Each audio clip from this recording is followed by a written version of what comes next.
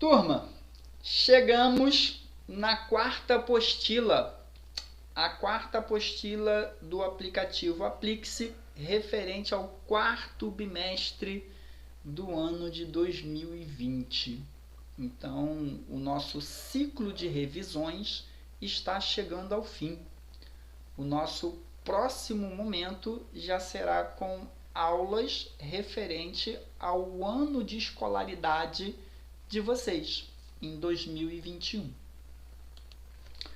Então, nessa aula, nós vamos ver o tema bacias hidrográficas, né? Então, uma bacia hidrográfica, ela é um sistema complexo, composto pelo espaço de captação das águas das chuvas, que escoam para um conjunto de rios, sendo eles os afluentes e o rio principal.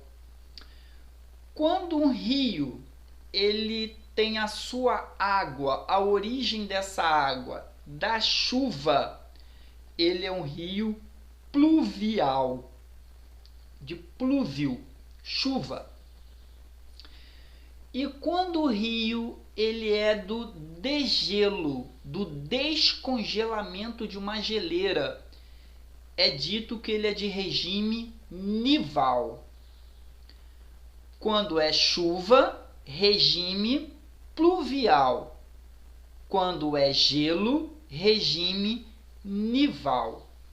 Então, as bacias hidrográficas, algumas são enormes, como a bacia amazônica, como a bacia do rio Nilo, na África, como a bacia do rio Mississippi, nos Estados Unidos. Então, existem bacias hidrográficas gigantes e bacias hidrográficas pequenas. O que é comum? É comum o rio principal dar um nome da bacia. Por exemplo, bacia hidrográfica amazônica. Qual o nome do rio principal? Rio Amazonas. Bacia hidrográfica do São Francisco. Qual o rio principal? Rio São Francisco. Bacia hidrográfica do rio Tietê. Qual o rio principal? Rio Tietê. Bacia hidrográfica do Paraná. Qual o rio principal? Paraná. Então, a bacia hidrográfica, ela tem uma estrutura, né? Que estrutura é essa? Então, eu penso relevo.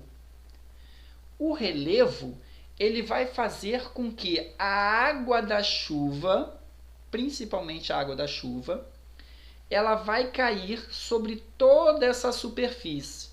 Então, nessa parte mais alta, nós vamos ter o que é chamado de divisor de água. A água da chuva que cai desse lado, desce para esse rio. A água da chuva que cai desse lado, vai descer para outro rio. Então, essa bacia principal, tá? Que tem esse rio principal.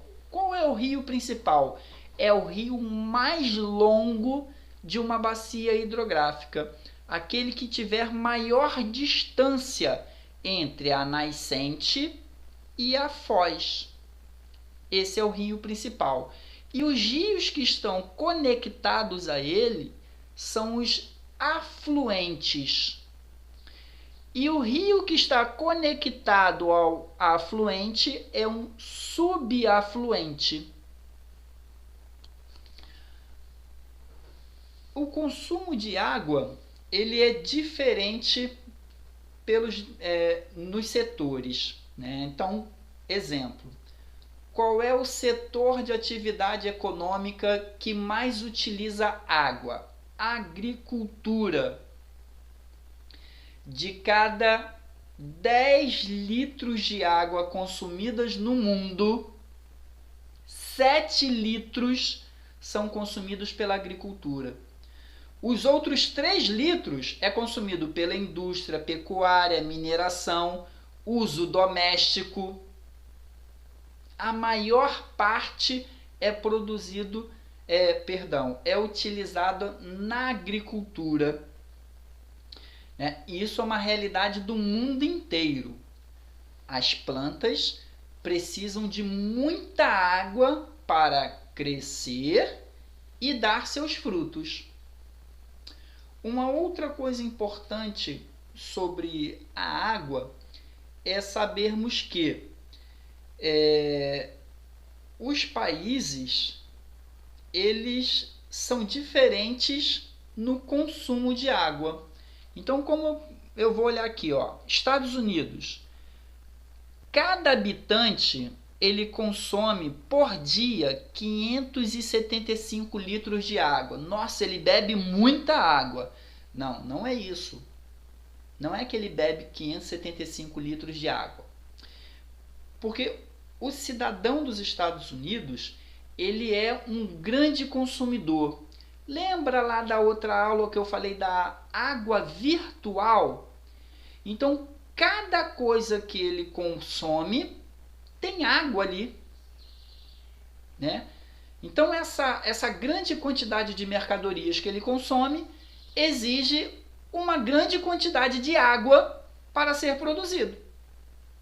Aí eu vou entender por que países pobres, como Etiópia e Haiti, consomem 15 litros de água por dia, cada habitante. Olha a diferença entre Estados Unidos e Etiópia. Isso é uma diferença socioeconômica. Então, o cidadão dos Estados Unidos, ele é um grande consumidor, ele consome muitas mercadorias. Um cidadão da Etiópia e do Haiti, não. Ele consome poucas mercadorias. Então, por isso, ele vai consumir uma quantidade menor de águas. Lembrando que não é água direta, aquela água que eu estou matando minha sede, eliminando minha sede. É água virtual.